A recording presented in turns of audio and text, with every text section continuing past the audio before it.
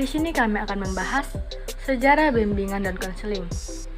Yang pertama, sejarah bimbingan dan konseling di dunia internasional.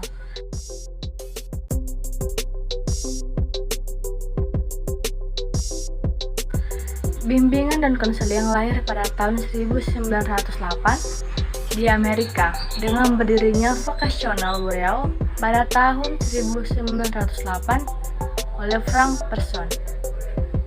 Pada abad ke-19 hingga abad awal ke-20, pertama kali bimbingan dikenal di Boston. Bimbingan ini dikenal dengan berdirinya Biro di bidang profesi dan ketenagakerjaan.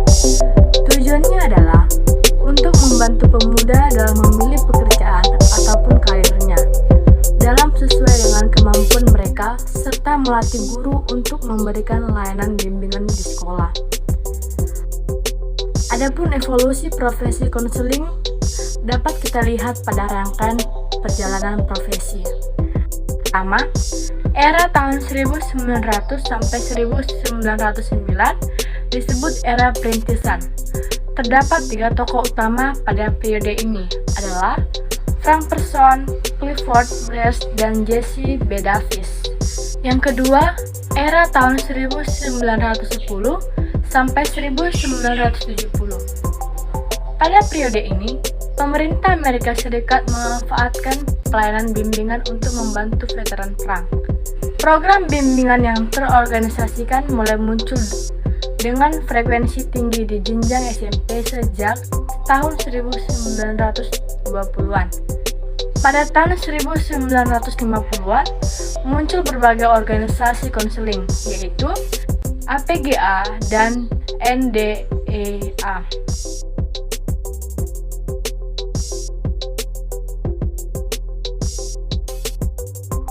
Era tahun 1980-an, konseling sudah mulai berkembang dengan munculnya standarisasi training dan sertifikat pada periode ini. Adapun sebuah program yang dibentuk pada tahun 1981 yaitu CACREP. Fungsinya adalah melakukan standarisasi pada program pendidikan konseling di berbagai bidang. Contohnya adalah konseling di bidang sekolah. Yang keempat ada era tahun 1990-an. Selama tahun 1980-an dan 1990-an, sejumlah permasalahan sosial yang mempengaruhi anak-anak, yang mana pada gilirannya selama tahun 1980-an dan 1990-an, sejumlah permasalahan sosial yang mempengaruhi anak-anak yang mana pada gilirannya mengakselerasi pertumbuhan konseling SD. Isu-isu yang terdapat pada tahun ini yaitu seperti penganiayaan anak, penyalahgunaan obat, dan lain sebagainya. Yang kedua yaitu sejarah bimbingan dan konseling di Indonesia. Perkembangan bimbingan dan konseling di Indonesia cenderung berorientasi layanan pendidikan dan pencegahan. Tujuannya memberikan bantuan kepada siswa sehingga ia dapat berkembang secara optimal. Adapun perkembangan usaha bimbingan dalam pendidikan Indonesia yaitu sebelum kemerdekaan, pada masa ini upaya bimbingan sudah tentu diarahkan bagi perwujudan tujuan pendidikan. Pada masa itu, yaitu menghasilkan manusia pengabdi penjajah. Yang kedua, dekade 40-an atau perjuangan. Pada dekade ini, lebih banyak ditandai dengan perjuangan merealisasikan kemerdekaan melalui pendidikan. Tetapi, yang lebih mendalam adalah mendidik bangsa Indonesia agar memahami dirinya sendiri sebagai bangsa yang merdeka sesuai dengan jiwa Pancasila dan Undang-Undang Dasar 1945. Yang ketiga, dekade 50-an. Pada dekade ini, kegiatan bimbingan lebih tersirat. Dalam berbagai kegiatan pendidikan. Seperti halnya guru berupaya membantu siswa dalam mencapai prestasi yang lebih banyak. Dekade 60-an atau masa perintisan.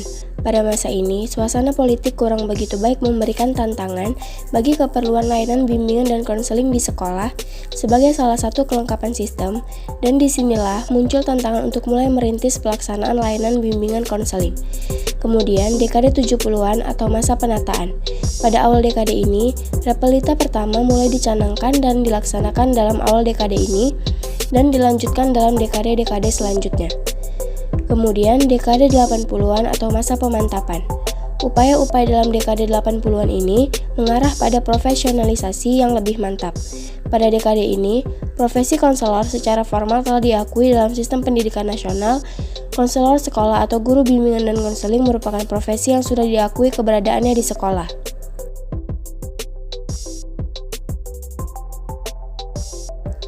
Selanjutnya, aspek-aspek yang melatar belakangi bimbingan konseling.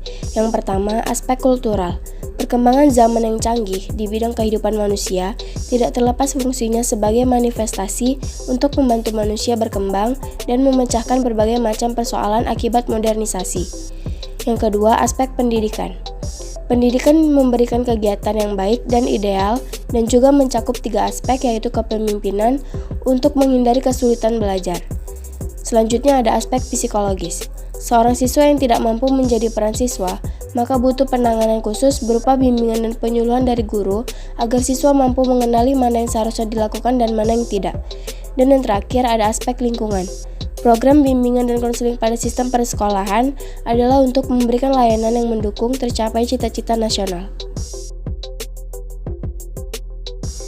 Selanjutnya, kita membahas tentang faktor yang melatar belakangi pertumbuhan dan perkembangan bimbingan konseling. Banyak faktor yang menyebabkan perkembangan bimbingan konseling sampai saat ini. Faktor-faktor yang mempelopori perkembangan bimbingan konseling yaitu 1. Perhatian dari pemerintah terhadap penduduk imigran yang datang ke Amerika Serikat di kawasan Eropa, di mana mereka membutuhkan pekerjaan yang layak. 2. Pandangan Kristen bahwa dunia merupakan tempat pertempuran antara kekuatan baik dan buruk.